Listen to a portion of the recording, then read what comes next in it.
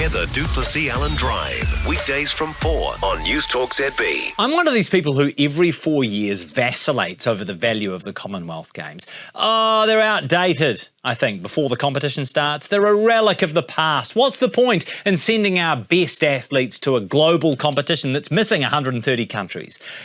But then, truthfully, the competition begins and inevitably I lean in. A couple of golds and a couple of unlikely sports, and all of a sudden I'm sold once again. The Commonwealth Games are the home brand Olympics. But truthfully, it's the fact the Commonwealth Games always seemed a bit budge that makes them so fun. Our athletes get to experience the bonding and camaraderie of a games village without the same intensity and pressure of the Olympics. And for sports like netball, like lawn bowls or squash, which aren't played at the Olympics, it is a really massive occasion. That being said, how many of New Zealand's 20 gold medalists from last year's Commonwealth Games can you name off the top of your head? And how many of us, if unprompted, can even remember where the Games were held last year?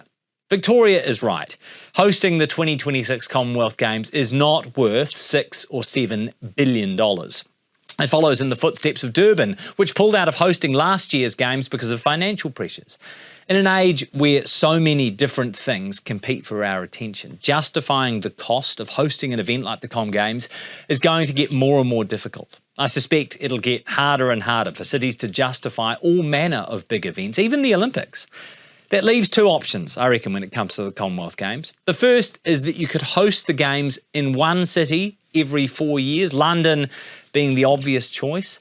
The second is that you scrap 2026 and that in 2030, the centenary Commonwealth Games, the Commonwealth Associations pull together for one last great hurrah. Host it in Hamilton, Ontario, the same place they hosted the very first Commonwealth Games back in 1930. Put on an almighty show, a Commonwealth Games for the ages, and make it the last. Heather du Plessis-Allan Drive, weekdays from 4 on Newstalk ZB.